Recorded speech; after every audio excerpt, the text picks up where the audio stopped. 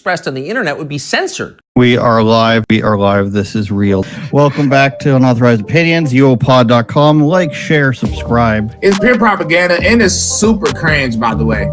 I literally went to the polls with nothing in mind. I saw a can of orange soda in the parking lot.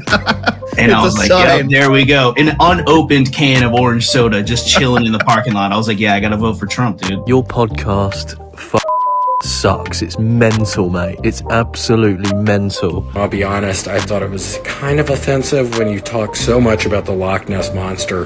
Political climate. And Andrew, treat yourself, okay? Especially if you start, I don't know, getting in good with homeless people. Unauthorized Opinions, streaming everywhere at uopod.com. Cockle doodly doodly doo, man. Have you enjoyed watching the beatings? Have you enjoyed, as I adjust my microphone, it's that time of year, the hot heat of the summer, where the microphone decides to readjust itself. Sirens are going by. That's a fire truck. We'll get it soon here. There we go. I think that'll do. Donkey. It's the time of year every 4 years where the Olympics get together, everybody from across the nation. And, just like all the Olympics of the past, what's going on here? Who's producing this show? Putting my microphone in a wrong position. It's called consistency, people. Who doesn't remember the Olympics of the past where Snoop Dogg was carrying the torch, where Peyton Manning was commentating on gymnastics, where drag queens were bringing out the flame to Paris? We all remember that in the 90s and the 2000s. We all remember these things. And we talked about this last week where they mimicked or mocked the Last Supper. Very offensive to Christians. You can bring up the idea to do that to other religions. Of course, they wouldn't. We brought up the possible testicular showcase that was on hand. You can go back and watch that from last week's episodes and the clips if you'd like. But now, the hottest track, the biggest single coming out of the Olympics, like a CD was released, just like in the 90s when compact discs were a thing. The biggest thing is the women's boxing category. And it's for all the wrong reasons. Just like when we get Caitlin Clark in the WNBA trending for a couple months at least. It wasn't because Caitlin's so awesome at basketball. It was because of racial and gender politics. And in that case, it was, we're trying to support the women, and now we need to shut the woman down because she's too good and she's white. Now we fast forward a couple months to the Olympics and this women's boxing fiasco, and people aren't necessarily supporting the women from the outright. They're seeing them get beaten up, and then they're saying, hey, something's wrong here.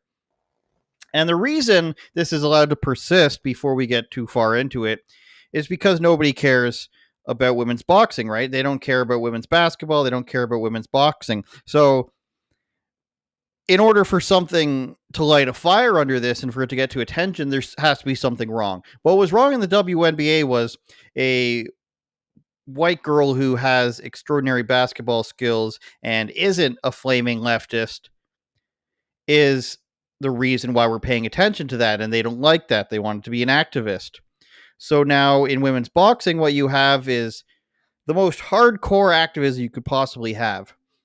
That is the potential of a man fighting a woman.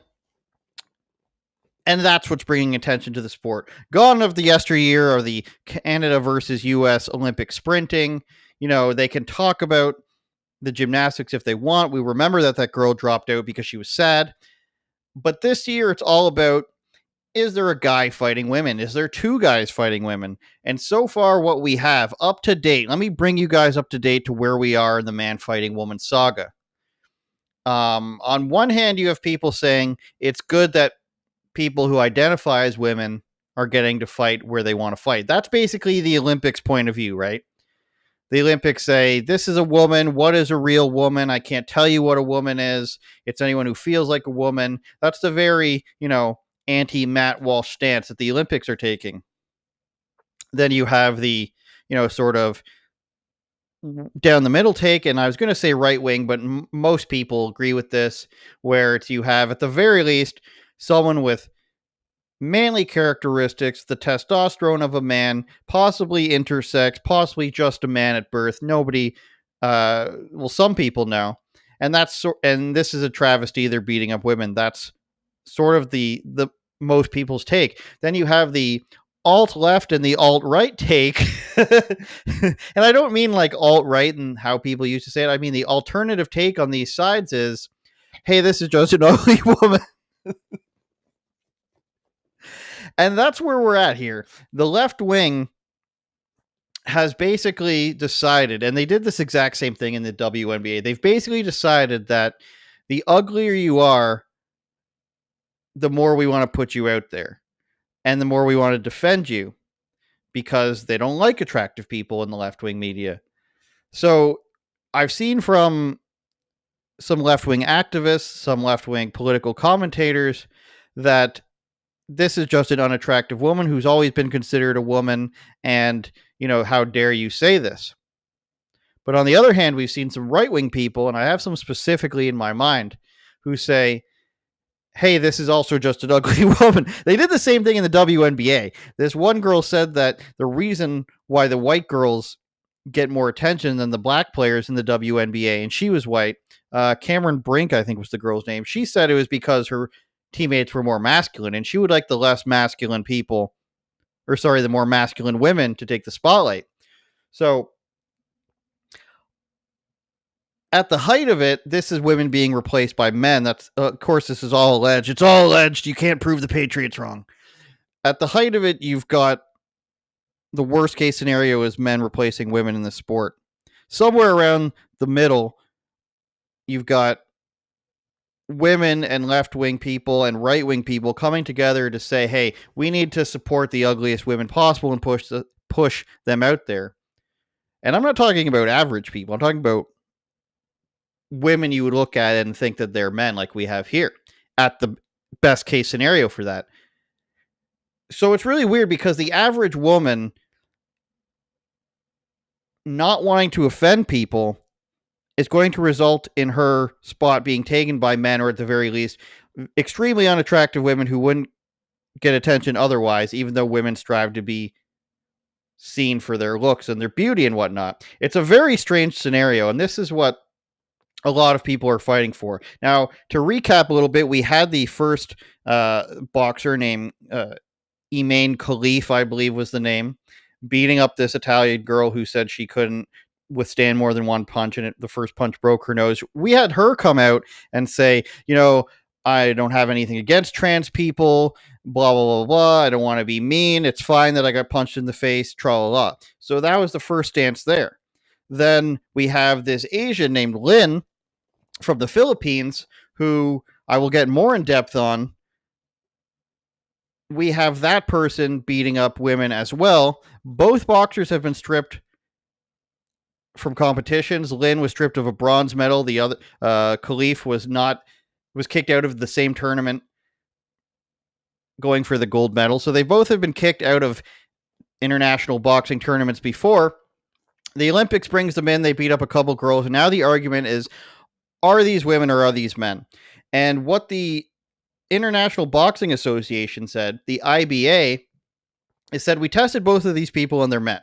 And the official stance from the Olympics was that, we recognize they got disqualified, but it wasn't a good testing. They weren't given any time to refute it, and so on and so forth. So the Olympics is saying, we don't trust the IBA. They disconnected with them. They disavowed them a few years ago.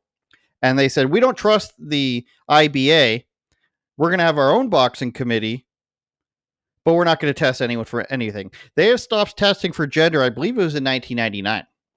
So the Olympics is like, we don't believe the IBA.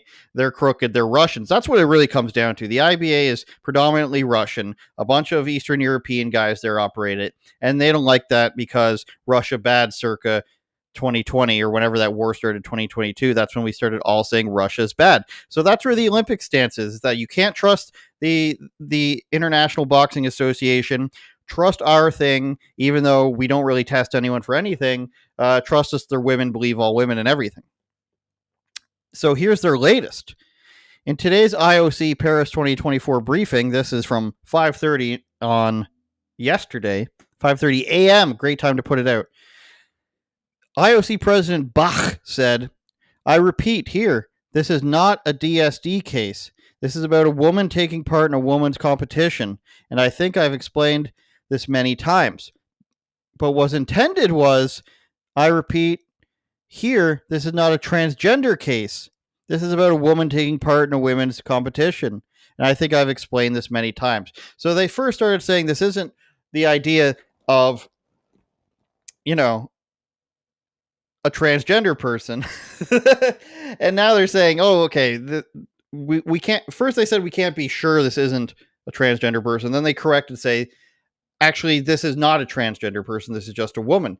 But what the IBA found, at least for Khalif's position, was that this was a man with the chromosomes of a man, and which is XY, and therefore they should not be competing against women. And as you know, people can have elevated testosterone levels. They can go on hormone suppressants. They can go on hormone replacements. The correct way to determine if somebody is the gender they say they are, the easiest way is to just do a DNA test and check to see if they're men or women. Now, another outlet called Redux is really, they focus on transgenderism and men and women's sports.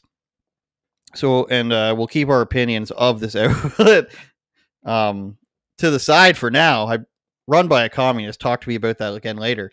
International Olympic Committee was warned by male boxers, World Boxing Organization vice president said. So you had the IBA saying that these were men boxing women, and then they say, the doubters and the Olympics say Russia bad, ran by Russia, we don't trust this organization. Now you have the WBO, the World Boxing Organization. Not exactly nobody. The WBO, you've probably heard them be announced as a belt that somebody would win along with 6 other belts, because boxing has an insane amount of organizations. But the WBO is another boxing organization that said that these are men. And so if you want to go around and do case by case basis and tell me why these boxing organizations are discredited, I'm listening. But to put it in UFC terms or MMA terms, if you're going to tell me that the UFC is lying, Bellator is lying, PFL is lying, Karate Combat's lying, I'm going to start to think that you're lying. So let's see what it says here. A Hungarian sports official has come out and stated that Algerian boxer Romain Khalif is not female. Istvan Kovac, the European vice president of the WBO and former secretary general of the IBA, so there's... If you want to argue they're all crooked, go ahead, told Hungarian press that he had warned the IOC, the Olympic Committee, about males participating in women's boxing as early as 2022, but nothing has been done. In a shock statement made to Magyar Nemzet yesterday, Kovacs confirmed the speculation surrounding the Algerian boxer, that is Khalif, adding that it had been known as early as 2022 that Khalif was biologically male. The problem was not the level of Khalif's testosterone, because that can be adjusted nowadays, but with the result of the gender test, which clearly revealed the Algerian boxer is biologically male. He added that a total of 5 boxers had been examined, including Khalif, by the International Boxing Association, and all of them, quote, were indeed men. He asserted that he personally reported the shocking result immediately to the Olympics committee, but, quote, as unbelievable as it is, they have not responded to this day, end quote. The retired boxing champion also commented that he recently spoke with former women's world champion Maria Kovacs, who bitterly remarked that in modern women's boxing, quote, there's a 20% chance that one of the athletes will suffer a testicular injury, which to me sounds like a joke that there's a chance that they're a man. Now, this is not the only person or the only people that came out against this. Clarissa Shields, who is a boxer, and we can bring that up. She is a Olympic gold medalist 2 times over, and she has come out and said, I can't believe the IOC did that, so I'm going to bring that one up for you right about meow. And this is something I wrote about. Women should fight against women, she said, and we'll go down to her quotes. Again, this is available at theblaze.com if you want to check that out. I don't even see how the Olympics could do something like this, Shields told Fox News. It's unfair. I just can't believe that it's being done, and I just couldn't imagine it happening to me. Every person has the right to practice sport without discrimination, is what the IOC came back saying, and saying that they were saddened by the abuse that the two athletes are currently receiving. Of course, they've changed their tune now to be like, wait a minute, these aren't transgender people. These are actually just women with, high levels of testosterone who look like men but act like women, I guess. In contrast to the reports, blah, blah, blah, Shields told Fox News she could understand the devastation the Italian boxer was feeling after her loss to Khalif, the alleged man. It shouldn't be ruined due to a man. And I think that the Olympics definitely dropped the ball, she said. At 17, I was in the Olympics, so I hadn't even fully developed as a woman, so I couldn't imagine getting inside the ring with a biological man. All I'm saying is men should fight against men, women should fight against women, and transgenders should fight against transgendered. So that's not an unreasonable stance at all. You've got 2 boxing associations saying that these were men, saying that these people have been confirmed to be men through their chromosomes. And now the Filipino boxer Lin Yuting fought again today, and it was against a Hungarian woman, I believe. Bulgarian boxer Svetlana Staneva. And after she lost, surprise, surprise, she threw up the D-Generation X symbol. Just kidding. She threw up the symbol saying that she is XX there. Me, XX. I'm a real woman. I'm going to take it as far to say that she probably means it is not a real woman that she was facing. Let's go find some more footage here. Here's 20 seconds of absolutely dominated. This is against who is it against? Was it an Irish fighter? It was a different Eastern European fighter, Uzbekistani. So what I noticed when I was watching this fight, and I have about, I started watching MMA and UFC probably when I was 5 years old. I started watching it seriously probably when I was like 13 years old. So I've been watching it for my entire life. I've been watching women's MMA since it existed. So you can't tell me that I don't have experience in that. They're in the UFC all the time. I digress. I'm confident in that. You can tell me I'm wrong. You can give me some tests if you'd like. But I tend to believe, in my opinion, that these biological tests are correct based on what I've seen and the style they're fighting. You can go as far to say you can see Lynn's musculature on the arms there are not that of a woman. He fights like a lanky guy who's very confident, right? You don't normally see this in women at all. Even at the highest level, you don't see women acting like this. You don't see women with this type of composure where they're super like swagged out, if we're going to use a ridiculous term like that. If when they're super cocky, you don't, I won't say never, but you almost never see that. So what I saw when I was watching that fight was, this looks like a guy fighting. This is how a guy is fighting. He has his hands down. He can pop up, sort of like Sean O'Malley fights sometimes, where they know they're faster than them. And the female fighters, they stick to fundamentals because that's what got them there, the discipline. Short bursts like this Uzbekistani fighter did. She got in a couple close uppercuts, but it wasn't powerful enough to stop them. So these allegedly male fighters are boxing in 2 different weight classes. They're both going for gold, I believe, in the next couple days. It has to be probably tomorrow and Tuesday. And that means they're guaranteed to have a medal. And what this is another travesty. The Olympic Committee, who doesn't test, for those of you who don't know, they basically leave it up to whichever governing body for whichever sport it is. So, the whole thing with Leah Thomas and the NCAA swimming went on, and swimming decided no men and no transgender people and women swimming there. So in the Olympics, you're going to see, some girls with a huge wingspan and winged shoulders, but they're going to be girls. And the lanky, weird looking guys on the other side. And then the medley. You're going to see that in cycling because the English women, the British women, God bless them, said, we're not racing against men. So that committee's out. There are similar rules in other sports, which I'm forgetting right now. Let me see if I can remember what they are. I'm not sure what they are. They're I'm not even going to name them because I don't want to be wrong. Okay, there's like 3 or 4 more sports where they are using, of course, the committees of other sports, international governing bodies, and those don't allow transgender athletes or anything like that either. But for the rest, including boxing, the Olympics says, okay, we got our own committee, and they're supremely relaxed about it, right? So they don't trust the IBA is what they're saying, because they already condemned them. They'd be foolish to come back and be like, well, the IBA is right, even though we don't trust them to, test for our sport or be the governing body for our competitions. But now you have the WBO coming in and saying the same thing.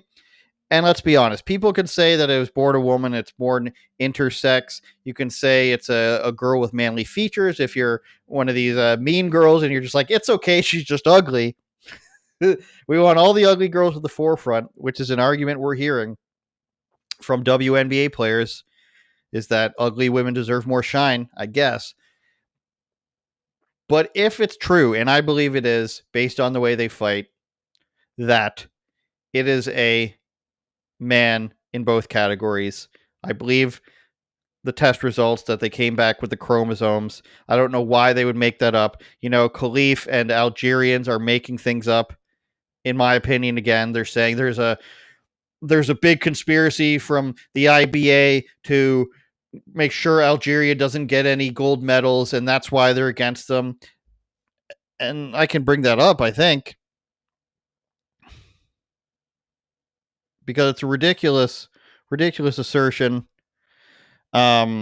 And of course, they're saying it's not an intersex person.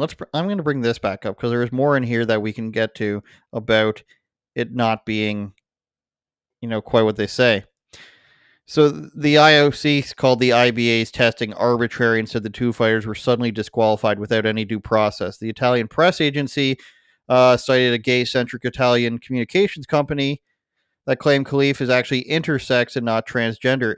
In contrast to the reports that have been circulating, the Algerian athlete is not a trans woman. From the information we have about her, she is an intersex person who's always socialized as a man. See, even if that were true, that would still not necessarily mean you get to fight as a woman. So if your testosterone's way too high, you can't fight in the category, whether you're a man or a woman.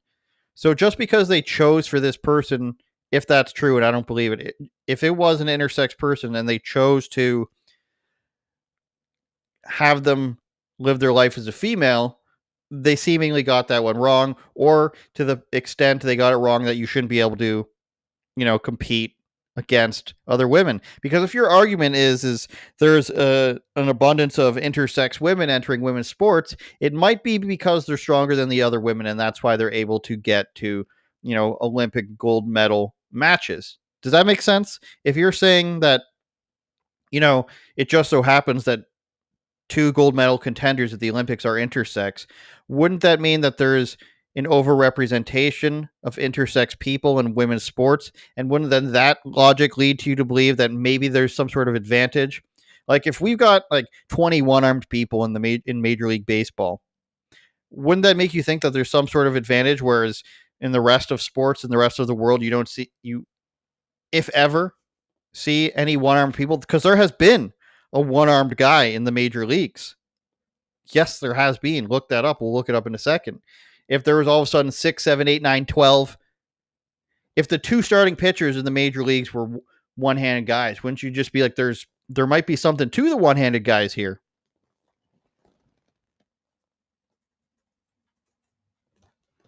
There might be something to that.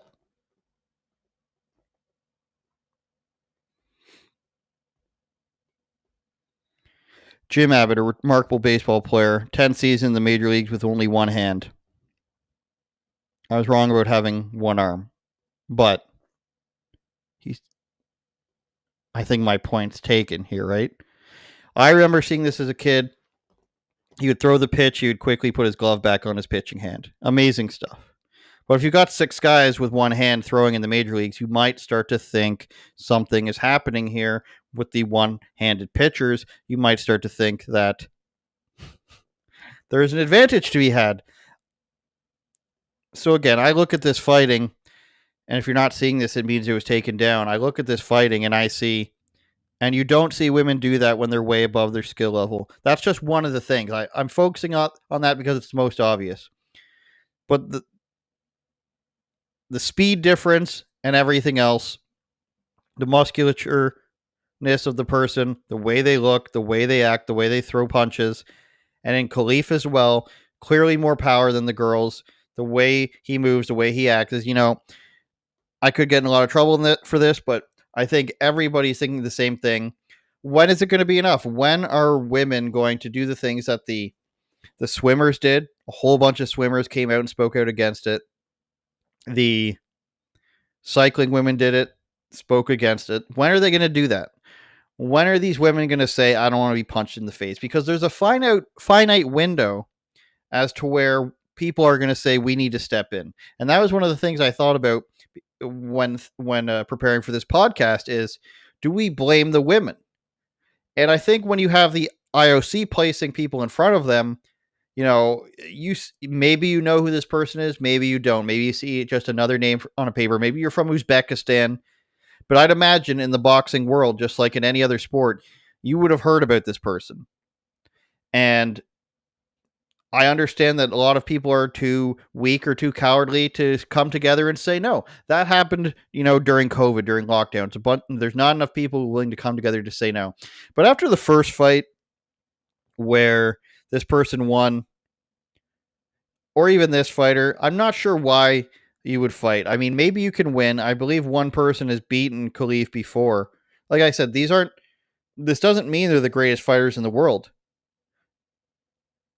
There's the old adage of the MMA fighter named Fallon Fox, a guy who transitioned and started beating up chicks. He lost a fight to a woman. You can be more skilled than a guy in anything. It's just that they have the innate power and athleticism literally born into them that women don't have. And that's why people can walk off the street and be women at certain sports. I'm not saying it happens often. I'm not saying you can do it to somebody in a professional setting. But in a lot of cases, you put in a man, he's going to require less training to beat a woman than it would be the other way around. That's just the facts. So when are these women going to stand up for themselves? It should have been in this last fight. This woman should have just I would get in the ring, let the bell ring, and say, no, I'm not fighting. Or maybe don't even let the bell ring. I would say the best thing to do is show up and make a public statement in some way that you're not fighting a guy. And I get that women don't want to be controversial, but what happens? I mean, this is a thing that shouldn't get this far. The Olympic Committee should put a stop to it. All these men in place should put a stop to it, but they don't care. And the idea that all these left-wing people are on the same side as the Olympics, this gigantic corporation that doesn't love you and just wants to exploit the countries that it's in. Same with the World Cup. They build like 5 stadiums and they're like, see you later. Thanks for robbing the taxpayer of all this money to build this. You really trust the Olympic Committee to tell you that they're doing the right thing? The World Health Organization, you're going to trust them? Are you going to trust them anymore? You're going to trust the left-wingers, trust the most corrupt, gigantic multinational corporations, and then they say they're on the side of the people. They trust the gigantic unions. They trust people. As long as they say the right things to them, these left-wingers will say, oh, you guys are mean. That's the biggest fear. The biggest driving force behind the average person who's not political is fear. I was at a golf event recently, and the fear that people live in about not wanting to say the wrong thing, the communications people, the people in their day-to-day lives, the people, even professional athletes who are golfing, even people in business who it's their company. There's no way they can be fired. I asked a question about Justin Trudeau. They're just like, oh, I would hope that he's more focused on politics. I would like there's so much fear driving how regular people talk. And I've been out of this world, the regular people world, for I want to say 7-8 years now.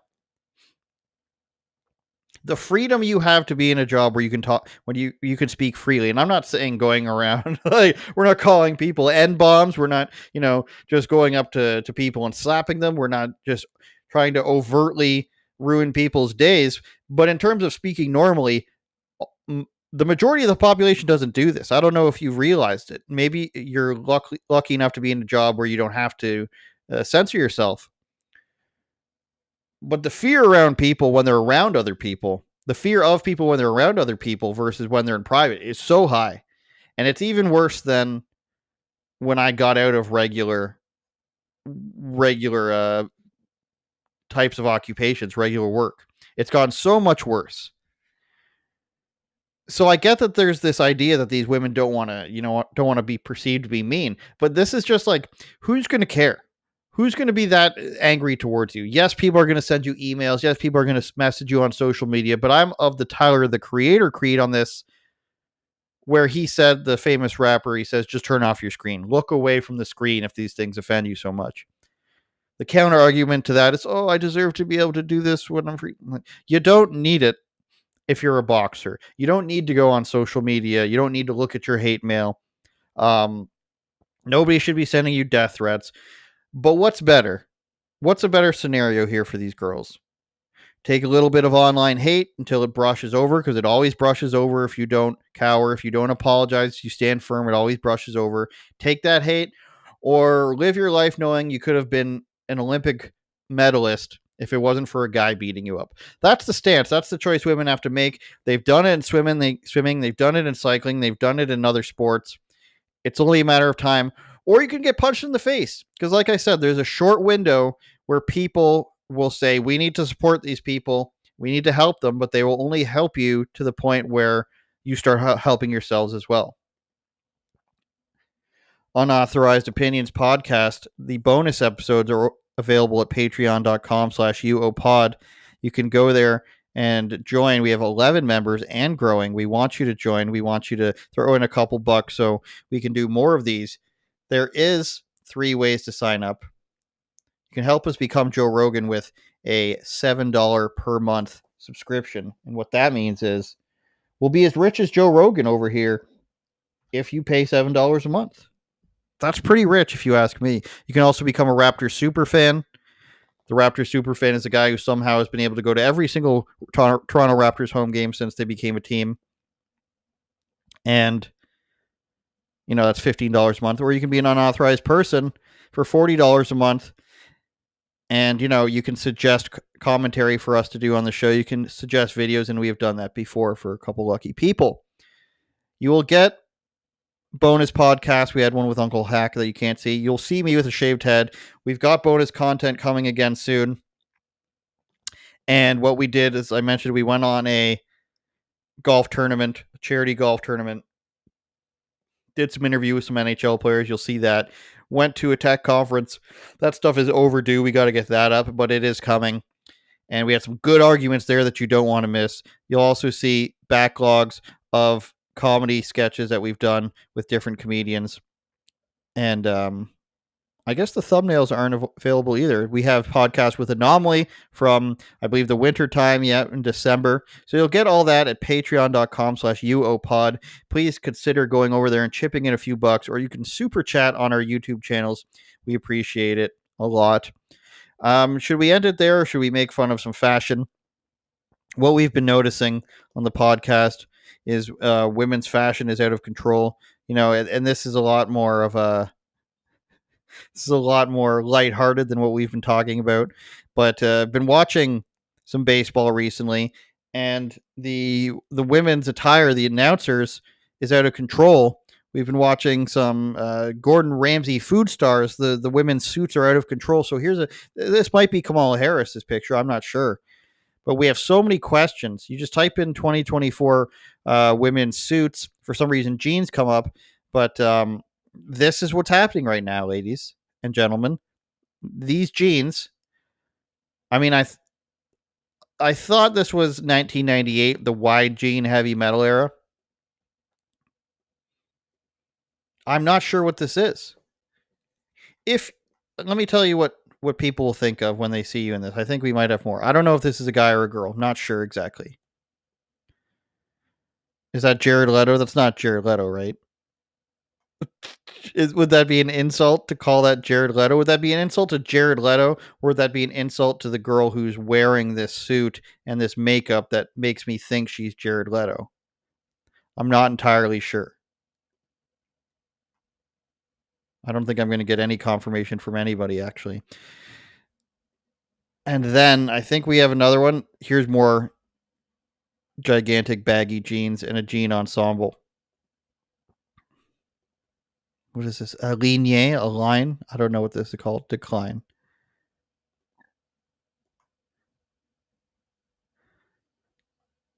This is outrageous. So this is actually what it looks like to men.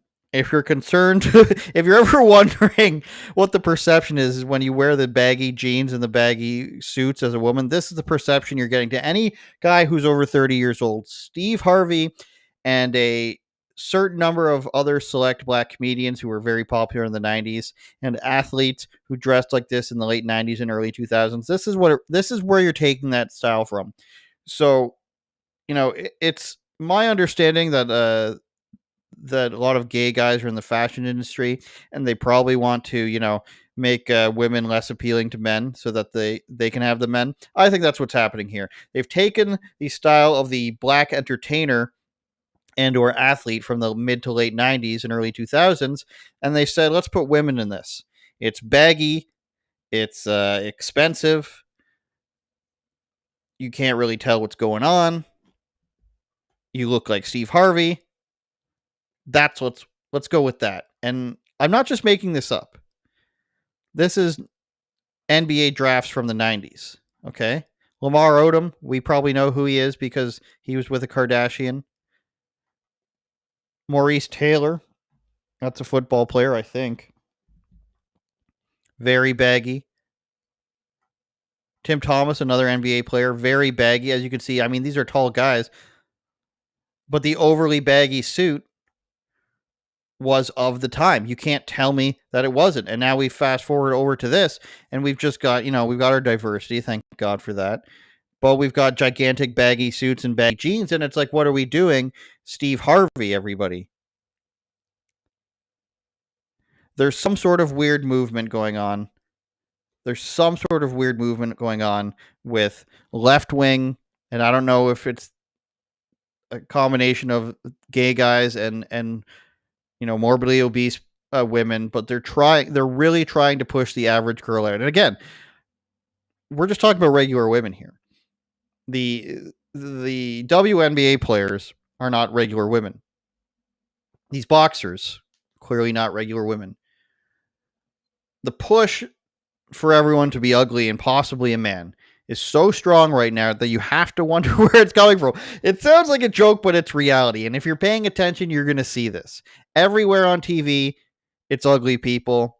It's interracial things that don't make sense. Nobody actually cares about the race of the person, but when you have a Chinese guy and a black lady producing, a Norwegian kid, people are just like, what's going on here? And you start to think that maybe you don't actually care about the stuff. You're just like, throw in whatever race we can.